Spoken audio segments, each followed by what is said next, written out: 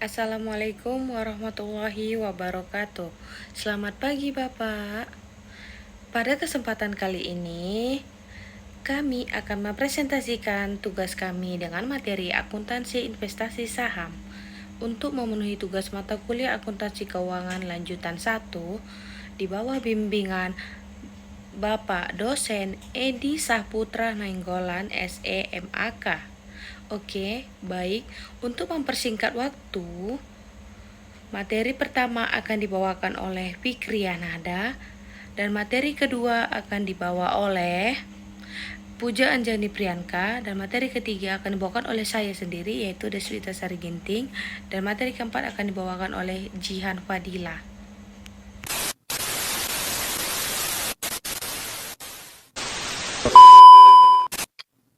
Materi ini sangat penting untuk dipahami karena dalam dunia bisnis modern, perusahaan tidak hanya berfokus pada kegiatan operasional semata, tetapi juga berupaya mengembangkan asetnya melalui investasi, salah satunya dalam bentuk investasi saham. Mungkin teman-teman sering dengar kata investasi saham. Apalagi sekarang banyak banget nih orang yang investasi di pasar modal, mulai dari saham, reksadana, sampai kripto. Tapi, dalam akuntansi, investasi saham punya makna yang lebih luas dan harus dicatat dengan aturan tertentu. Oke, baik, sebelum membahas lebih jauh, terlebih dahulu, kita perlu memahami apa sih maksud dari investasi saham itu? Nah, investasi saham adalah suatu bentuk penanaman modal yang dilakukan oleh individu ataupun perusahaan dengan cara membeli sebagian kepemilikan saham dari perusahaan lain dengan tujuan untuk memperoleh manfaat ekonomi di masa yang akan mendatang. Jadi secara sederhananya itu begini. Investasi saham itu adalah penanaman modal dalam bentuk kepemilikan saham di perusahaan lain dengan tujuan untuk mendapatkan keuntungan. Bisa dari dividen, capital gain, atau dari kenaikan harga saham. Apa sih dividen itu? Dividen yaitu pembagian laba yang diberikan perusahaan kepada para pemegang saham. Capital gain yaitu keuntungan dari selisih harga beli saham dan harga jual saham. Dalam dunia bisnis, perusahaan sering melakukan investasi seperti ini. Misalnya, perusahaan besar menanam saham di perusahaan kecil untuk mengembangkan usahanya. Contohnya itu PT Telkom punya saham di Telkomsel. Nah, itu artinya Telkom berinvestasi di perusahaan lain agar mendapatkan laba dari sana dan punya pengaruh terhadap kebijakan perusahaan tersebut. Secara akuntansi, hal ini penting dicatat karena investasi bisa mempengaruhi laporan keuangan, baik dari sisi aset maupun pendapatan perusahaan.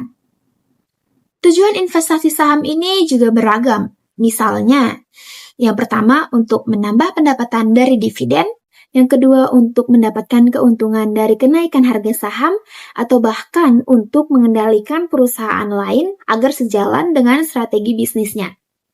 Jadi, investasi saham bukan cuma sekedar beli saham terus tunggu untung, tapi juga bagian dari strategi bisnis dan pencatatan keuangan yang harus sesuai dengan standar akuntansi atau SAK. Nah, supaya lebih jelas, teman saya berikutnya akan menjelaskan tentang jenis-jenis investasi saham dan bagaimana pengaruh kepemilikannya terhadap pencatatan akuntansi.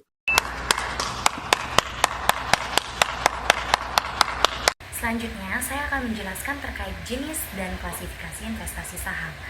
Di dalam akuntansi, investasi saham bisa dibedakan berdasarkan tujuan dan tingkat kepemilikannya. Secara umum, ada 4 kategori. Yang pertama, investasi jangka pendek.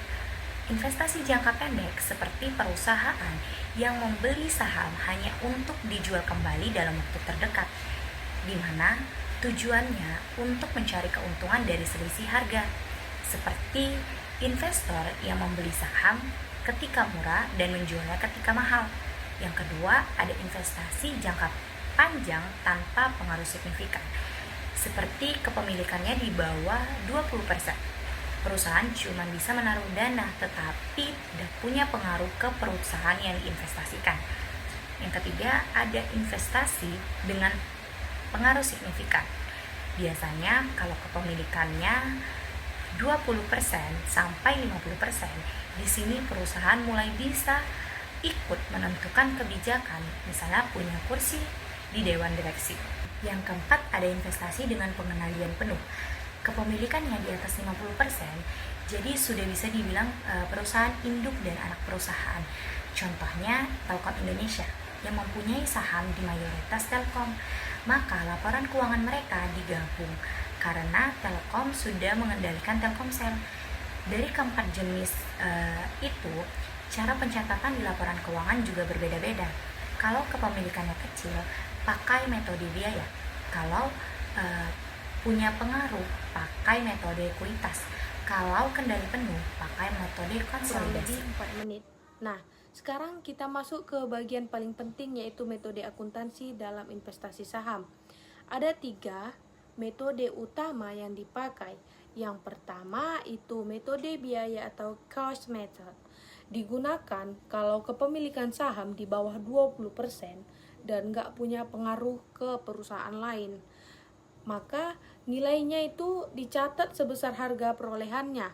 Kalau dapat dividen, itu diakui sebagai pendapatan. Contoh, PT A beli saham PT B senilai 10 juta. Maka jurnalnya investasi saham PT B sebesar 10 juta di debit dan kasnya dikredit sebesar 10 juta. Contoh kedua, kalau PT B bagi dividen 1 juta, maka jurnalnya kas di debit 1 juta, pendapatan dividen dikredit 1 juta. Metode yang kedua yaitu metode ekuitas atau equity method. Nah, metode ekuitas itu dipakai kalau kepemilikan antara 20 sampai 50%. Perusahaan mulai punya pengaruh signifikan. Jadi bagian laba dari perusahaan lain diakui juga. Contohnya, PT A punya 30% saham PT B. PT B dapat laba 20 juta. Maka PT A akan mencatat 30% dikali 20 juta, sama dengan hasilnya 6 juta sebagai laba investasi. Investasi saham PT B itu di debit 6 juta dan pendapatan investasi 6 juta di kredit. Nah, kalau PT B bagi dividen 3 juta, bagian PT A adalah 900.000.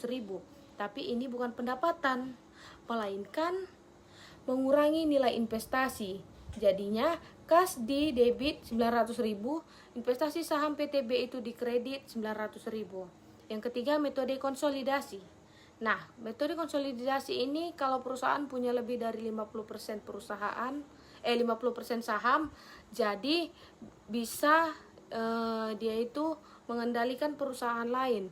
Dalam hal ini, laporan keuangan kedua perusahaan digabung jadi satu. Misalnya, PT Induk punya 80% saham PT Anak.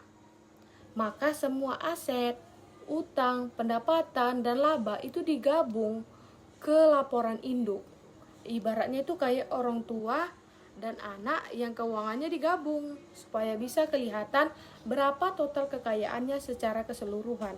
Nah, yang terakhir, bagaimana investasi saham ditampilkan di laporan keuangan dan apa ya hubungannya sama kehidupan kita sehari-hari? Dalam laporan keuangan, investasi saham ditampilkan di sisi aset. Kalau investasinya jangka pendek, masuk ke aset lancar. Kalau disimpan lama, masuk ke aset tidak lancar. Nilainya bisa dicatat berdasarkan harga beli atau harga wajarnya. Kalau harga saham turun secara signifikan, perusahaan harus mengakui penurunan nilai. Pendapatan dari dividen atau laba perusahaan lain juga masuk ke laporan laba rugi. Kalau diibaratkan dalam kehidupan sehari-hari, investasi saham itu seperti kita menanam pohon. Saat kita beli bibit, itu biaya perolehan. Saat pohon tumbuh dan berbuah, itu seperti dividen. Tapi kalau pohonnya layu, ya nilainya turun. Sama seperti harga saham yang jatuh. Dari sini kita bisa lihat akuntansi investasi saham bukan cuma soal catatan angka, tapi juga cara perusahaan mengelola strategi bisnis supaya bisa tumbuh dan tetap transparan ke pemegang saham. kesimpulannya, akuntansi investasi saham ini berfungsi untuk mencatat, menilai, dan melaporkan kepemilikan saham perusahaan secara akurat agar laporan keuangan bisa menggambarkan posisi keuangan yang sebenarnya. Sekian penjelasan dari kelompok kami. Semoga membantu. Terima kasih. Wassalamualaikum warahmatullahi wabarakatuh.